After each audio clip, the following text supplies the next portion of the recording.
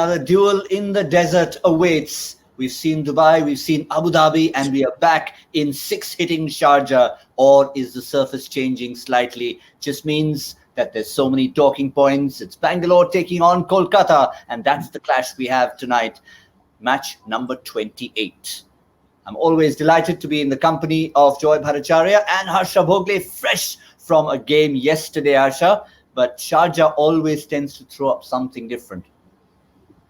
It does, and earlier it threw up huge scores. It effectively told the bowlers, don't cross over the border from Dubai. You're happy as there because there's not much fun here. Or it said put the fielders in the hardware shop.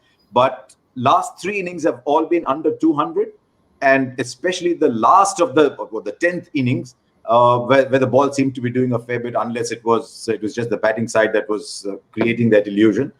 But I'm very, very perplexed by the changes. RCB very predictable because they were just had a floater batsman. You might as well play the extra bowler.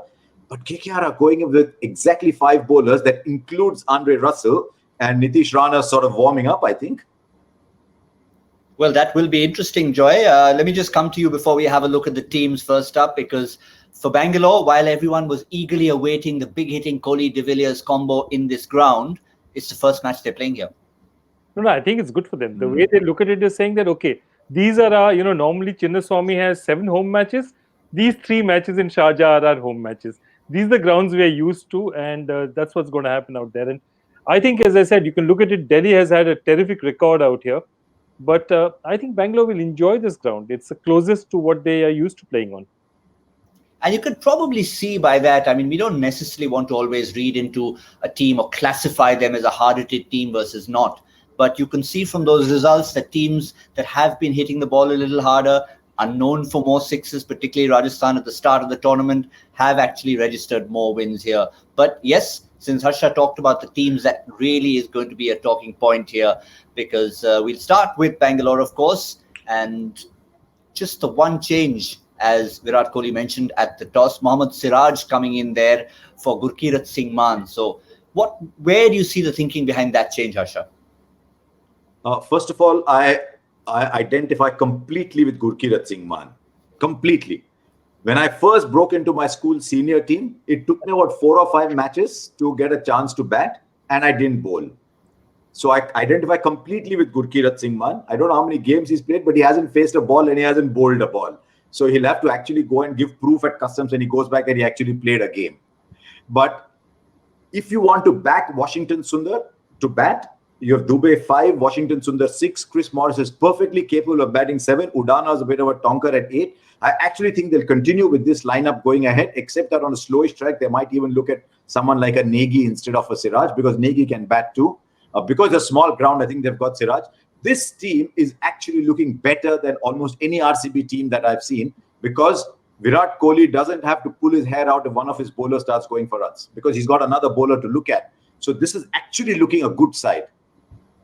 Yeah, you could see that from the smile on his face at the end of the toss. But Joy, for Kolkata, obviously a forced change, a very diplomatic statement from Dinesh Karthik when he was asked as to why that change was. I think we all know the reason for it. But let's not harp too much on why Sunil Narayan's not playing. Instead, talk about who's coming, Tom Banton. So much awaiting or so much of anticipation for Tom Banton. And now it's a perfect ground for him to come in. No, absolutely. If you had to ask for a ground as a batsman to come in, you can't ask for a better ground to come in.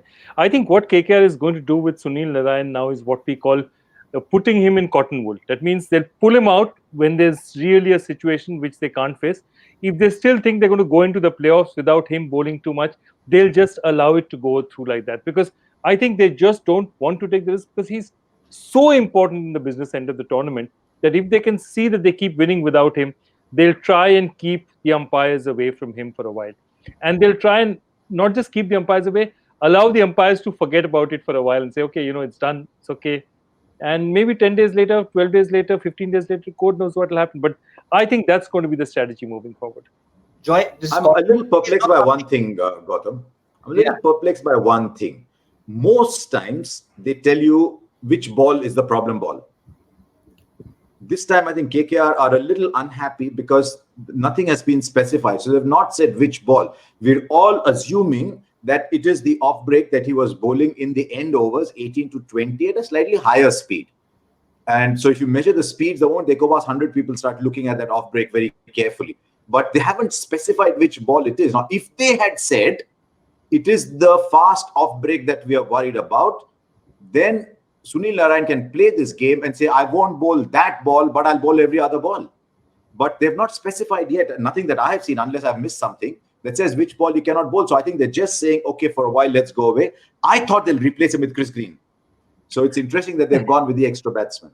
But Harsha, we talked about that. Sorry, Joy, we talked about that yesterday, and the irony of the fact that if they had replaced him with Chris Green, it would be one reported player replaced by another. Correct. No, but I just want to add one more thing. Harshan, the last time that they did report him in 2014 during the Champions Trophy, they did that. So we went to the match referee, he pulled out this thing, the umpire was there and said, these were the balls. So we went back, we had a look at the video. Okay, we had a solid look at the video saying, okay, these were the balls. And it was that off break which he bowled slightly faster. He didn't bowl a single off break in the next match. I promise you that, because Sunil Narine is very smart about these things. And he was told, don't take any chances. They called him on completely different deliveries again. So when we went back to them and they called and we said that, you know what, you've called for something that you've not called, the balls you've called for the first time are completely different from the balls you've called up the second time. So either he's been bowling completely like this, or you're just finding some ball to call him on. And that, I think, is a bit of a problem. I think KKR is right to feel sensitive about it, because look, if you're calling him for a specific ball, I can tell you one thing. Sunil Narine is the sharpest bowler. He's very smart. He will not bowl that ball again. And that's a fact of the matter. Or he's the sharpest bowler. He'll bowl that next ball. He'll bowl it in the finals. He won't bowl it before. The other thing is, obviously, Russell is fit to bowl 4 overs. Because you can't take a chance with a team like that and Russell not capable of bowling 4. Yeah, interesting. But I think, doesn't Benton bowl a bit? I think he bowls a bit as well. I mean, they've got to find something. They'll say, okay, Nitish Rana will give us a couple out here. Suppose we get wickets, the left-hander comes in, sneak in a couple of Nitish Rana overs, sneak in a couple of Benton overs. I think that's the only way they can possibly, combat this situation. Well, it's going to be interesting, because so far, whatever Russell might have bowled, it's almost as if it was a specified time. Come in 18 and 20, you're only bowling 2. So that's the amount of effort you're going to have to put in. But if he has to bowl more than 2, he's obviously said yes, and the physio's obviously figured out that he can. But what about Sunil Narine? Just to stay on that timeline that we're talking about of when he's been called, and this is what his reporting timeline is, if you can call it that. All the way back is 2014 during the Champions League, then 2015 in the Indian T20 League, and then against Sri Lanka in an ODI. We mentioned yesterday about how little international cricket he's played. And then, of course, he was suspended in November 2015 from international cricket. So this has sort of been the timeline for Sunil Narine. Not that he want to look back at this. I think we've discussed exactly what should be happening in terms of the match referee. Let's move ahead and remind everyone that Sunil Narine is not playing. There's so many of you who have him in your My 11 Circle teams. Time to take him out. Time to take him out, guys. This is just a reminder. For those of you who haven't started playing, go to the app, download it, and make your team with a captain and a vice captain. And of course, a reminder that Russell is in, Narine is not, Banton is playing. And somewhere in the course of this program, we'll give you our little trump tip, but we'll leave that for later. But it's coming back to this particular contest. Yes, did we remind you that Virat Kohli's won the toss and decided to bat first, which apart from everything else will be a delight to him, Harsha, because the Virat Kohli in the first 3 games and the Virat Kohli that has emerged now are almost 2 different people. I know, and I saw the scary stat from KKR's point of view that every time the last 5 innings he's played KKR, he scored about 20 runs more. And his last innings was 100. So I don't know how many he's going to score today. But he looked in sublime form. He looked in absolute... there are those numbers. I probably saw them there. So 05, 31, 16, 84, 100. So is he going to go further? But I'll tell you what, the Kohli that we saw the other day was just batting sensational. It was the Kohli that we know. But Aaron Finch has struggled a little bit. AB de Villiers has not yet owned this tournament. So KKR will be looking at that and saying, okay, if we can get a couple, we can get Virat Kohli into innings building mode. And let's try and see. But I think at the moment, nobody knows what's a good score on this track. So it'll be interesting to see how it goes. Yeah, so that's then deciding to bat first means, we mentioned it the other day, that sometimes, when does batting first become like chasing? When you're not quite sure and you think you're going to put up a big score, then you walk in, bat first and say, listen, 190 is our target. We've got to get there. See, I think what happens is most teams do that one guy will walk in, start batting, first drinks break, or not even drinks break nowadays, they just call for the gloves or something, and they'll say, okay, 170 par, 180 par, 200 par. Somebody will go out there and give that information. It'll be Aaron Finch rather than Devdutt Padikkal, the better reader of the situation, but they will do that, definitely. But, and you know what they can do is that even if they go for 160, 170, and if Virat or AB is there, then that 160, 170 can easily become a 190, because once they get going, they are impossible to stop. And I think that beast mode, I think Virat got runs before in this tournament, but the way he got the runs in the last innings is what was special. It's that Virat. It's a Virat of, it's a vintage of 2016, 4 centuries, 933 runs. It's that kind of Virat. You can't bowl at him.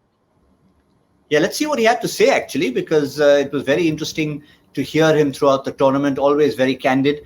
But this is after his magnificent 90 or 52 balls against Chennai. Sometimes you forget you're only a player out there and the responsibility then kicks in. If you think too much about responsibility, you get burdened and you don't play as a player. Your skills are also required for your team's success. That super over, where I had to strike every ball else we would have lost, really opened my mindset. And then I started enjoying training, enjoying batting. I think it's something we all speculated on, Harsha and Joy, but Virat just confirmed that. We said that one boundary, and yes, he confirmed that. No, that's not the actual reason. I'll have to tell you the actual reason, because you've asked me about it. The actual reason is that Danish recently conducted, our Cricbuzz friend, he conducted a quiz for them, of which I'd set a few questions, and Virat answered some superb questions out there. We had the temerity to ask him about the 2008 Under-19 World Cup, and which 4 of his teammates are still playing in the IPL. And he answered it as if we were asking him his mother's name or something. So I'm telling you, that's where he's got his confidence from. It's got nothing to do with the ground, nothing to do with cricket. It's all about the quizzing. That was an unfair question. I watched the entire quiz. There's no way Virat should have been asked that question. But that's the real reason, guys. I mean, give us credit. I'll tell you the literary guy in Joy. So today Virat Kohli gets 100, and at the end of the match he's asked, so Virat, what explains his 100? And he said 4 questions that Joy Bhattacharjya said for me.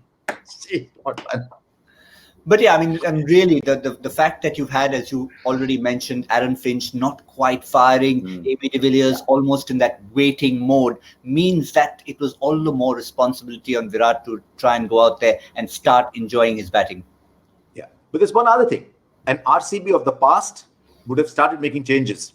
So because they're winning now, RCB are staying. Otherwise, Aaron Finch would have got up thinking, right, am I going to miss out from a game? Someone has 2 failures. Am I going to get dropped? If you notice, there is a stability this time to RCB. And I think that is what is going to hold them in very good stead. And I think the bowling side is now starting to do well. Virat is not petrified at the last 5 overs, saying, if I look around, is any bowler looking back at me? Because every bowler would look in the stands, perhaps do the equivalent of looking in the stands in the last 5 overs. They're looking a very good side. I'm tempted to say that they're starting favourites today. If that G's up Andre Russell a little bit, because like AB, we've not seen the best of Russell either in this tournament, then so be it. I thought when Harsha started that sentence, it was going to lead to you, Joy, and not Andre Russell. but I think we're giving Joy enough grief. But I'll tell you one thing, that shop Afrina today, he just quickly made a call. I saw him walking in near the ground and asking, is Russell playing?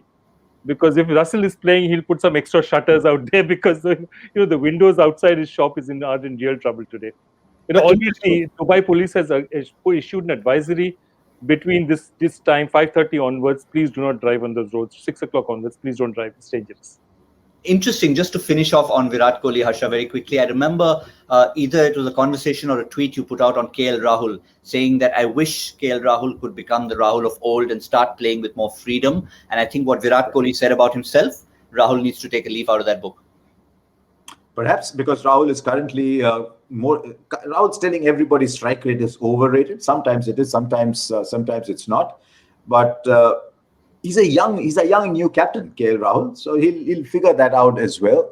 if you're set at the death, you can capitalize big time. And we saw that with KL Rahul. So maybe he's trying to do that. In that 132 he hit, of what, 69 balls, he himself hit 60 odd runs in the last 4 overs. So maybe that's starting to play a little bit on his mind as well. So yeah, I'm thinking RCB make 190, 200. It's going to be interesting. But KKR have finally found the batting order again. So that's good.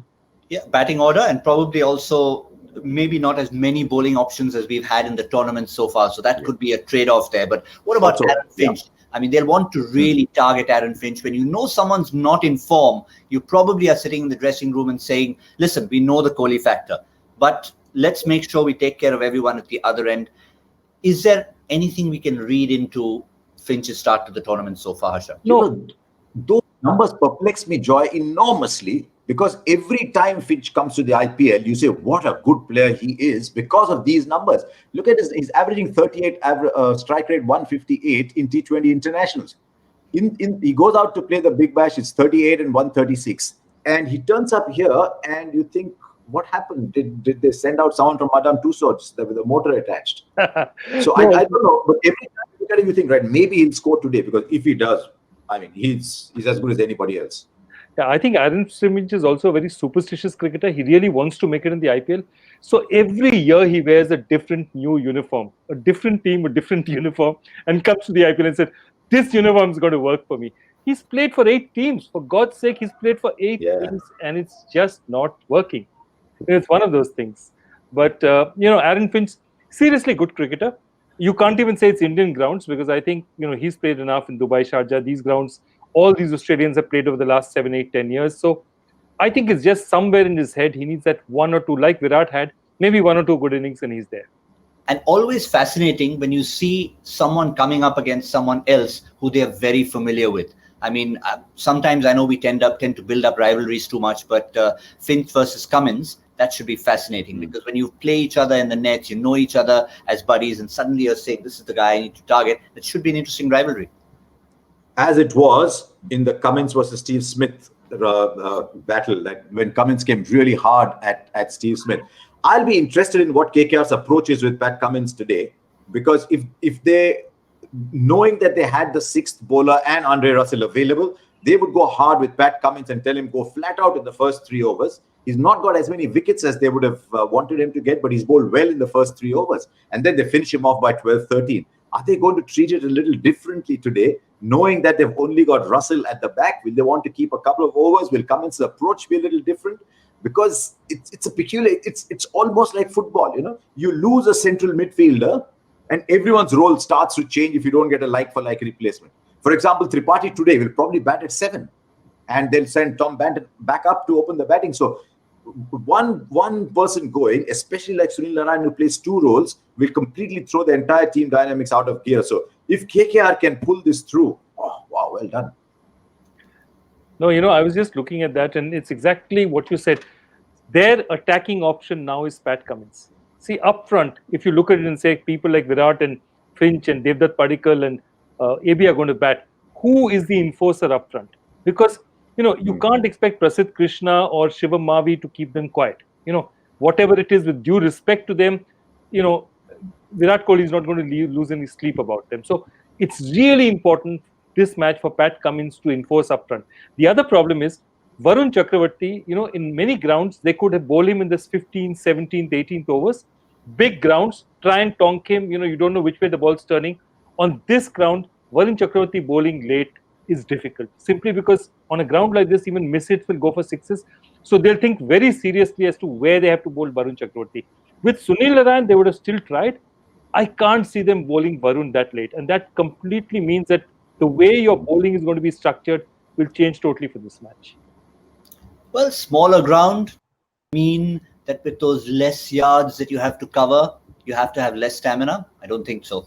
The fact is that our boost stamina meter will always feature someone who's going to be striving to give it 100%. And we've got someone from the Kolkata side in Owen Morgan, plays a leadership role, obviously plays a great role with the bat. And when being a chaser today, look at his batting this year, he'll want to put that up to the 80s or the 90s. Stayed at the pitch so far for under 50 deliveries, averages 41.75 in the competition this season. 39% of his runs have come through running. And, the general figure we've seen for some of our boost stamina meter features are around 50%. Morgan, I think, like some of the others, will feel he has a little more he wants to add. I think Morgan's work ethic is not in question at all. I think the only thing is that the reason probably his numbers are lower than that is because they've hit more sixes, and he's been in grounds where KKR have hit a lot of sixes, have hit a lot of boundaries. So he hasn't had to run that much. And, sometimes you feel it's almost it's unfair to, question them about their stamina when what they're actually doing is hitting the ball out of the ground so that they don't run. But, I can completely understand that. Morgan is one of the fittest players in the team, and the other thing he does is he's a sort of pseudo captain on the field because Karthik can't come that early every time, so he has to. Morgan's the one who's doing all that, and that's fantastic. Yeah, and Harsha, being a six hitter, I know, you don't want to classify someone as that, but we can see Morgan is one of those like Darren Bravo who hits more sixes than fours, and he'll enjoy this ground. And he goes for the six very early. I've noticed right in this tournament that he's been targeting wherever he's seen a short square boundary, a short onside boundary. He's been targeting that. I think in the last 2 years he's been among the best number fours in world cricket. So I think it's taken them a little bit of time to find that out. But now you look down that batting lineup. If you looked at it from a bowling point of view, see from a batting point of view. Tom Banton up at the start. Okay, Shubman Gill is a little more, so he'll play himself in, is a little more correct. Tom Banton, Nitish Rana, and then you've got Morgan, Karthik, Russell, Cummins, Tripathi. They probably say, you score what you want, man, we'll just go and get them. Well, with just about maybe 2.5 minutes to go, everyone's reminding me, where is our trump card? Okay, we haven't forgotten, I promise you. My 11 circle trump card for today, Nitish Rana. Now, it's not just about the bat. You never know. We could possibly sneak in with some overs with them having 5 bowlers. This could be the surprise package. Remember that. But Nitish Rana at the top of the order always has some value. And today he'll be chasing. Hasn't he got Virat and AB out in the same over? In the same over, exactly. I was just pausing to see if anyone remembered that. But yes, that was a key factor. It pulled the rabbit out. It's a great time to retire and say, I'll never bowl again. For fear that record might get. And it got, last time जब मैंने bowling की थी ना, ये दोनों की over में out कर दिया था मैंने. And that sounds like just the way Nitish Rana would say it. Right. So we've got just a couple of things left. And Joy, your question today, as always, is very relevant. Yeah, this is one about, Bangalore Kolkata playing always reminds me of the first ever match they played 2008. So here's the question. What Indian T20 League record is held by the top scorer for Bangalore in the competition's first ever match in 2008? I've just tried to complicate it up so people will take a little bit of time because otherwise they would have answered in 5 seconds. Now maybe they'll type it in about 15 seconds. Because yesterday I got a ball through. A question that nobody can answer. And it's happened only twice in about 250 times. So I'm rather happy. Fair enough. Look at him. Look at your Cheshire cat. He's grinning. He's grinning from year to year, Joy. But without giving away anything about that particular answer, one quick memory for each of you from that game, because it set the standard for what's been happening for so many years after that. Harsha? Yeah. I think it has the same, when the history of the IPL is written, it will have the same importance as Clive Lloyd's 100 in the 1975 World Cup did. Because none of us knew what to expect. Everyone said, oh, wow. I remember being at that game that day only for a little while. I had to leave at the end of the first innings and the fireworks are going off. And I thought, wow, this is a show. But what about the cricket? And once the cricket started, yes, you knew you're on to something special. So IPL should give a lifetime pass to Brendan McCullum for that innings. Joy, apart from the fact that there were the men in black, what else strikes you? I just remember, the dressing room. And in those days, the owners were allowed in the dressing room. So Shah Rukh Khan sitting in the dressing room and obviously, he's just so nervous that he was just pacing from here to there. Ricky Ponting trying to calm him down, saying, don't worry, he's got it. And then after that, the team bus and Shah Rukh Khan, we tell him that, don't be late because we need to be on time. Shah Rukh Khan arrived on time because the team needed him there. He gets on the bus and he and Saurav Ganguly get together and guess what they discuss? So you'd think cricket, strategy for the next match. Saurav Ganguly's first question was, who was your favorite heroine? And that was the conversation. No. After the game or before the game? After the game. For the next 20 minutes, that's all they discussed. Saurav was asking questions about, this film and that film, and that's all that happened. But yeah, amazing memories. What was SRK's answer? You'll have No, but here's something interesting. Here is someone, if you bleed him, the blood clots form KKR on his wrist, and he says his memory of that game is a bus ride afterwards. But okay, fine, fair enough. No matter what you bleed, gentlemen, whether it's red or blue or purple, in this case, you still have to be neutral when you're trying to pick up the My 11 Circle badge of honor. We've just got a few seconds. So, Harsha, it's Sharjah, it's Bangalore taking on Kolkata, it's Virat and company. How many do you give them in 20 overs? Yeah, but the pitch report said it's a different kind of pitch, so I'm going to trust the pitch report, and I'm going to go 189. 189? Yeah, I might have gone a little under, but that. I was thinking of going 191. Now I don't know where to go. So I think I'll go. Go. Doesn't matter. Let's have fun. I'll go 203. 203. I'm going to go a little lower. 181. 181 for me. Okay. Nice. Okay. Big. Fair enough. So we are all going high, but not massively high. We're not looking at 230. We're not looking at 170. So that should be the rough range. Thank you, Harsha. Thank you, Joy. We're going to see all of you at the 10 over mark for Cricbuzz Combox and keep the conversation going as we love it on My 11 Circle presents Cricbuzz Live.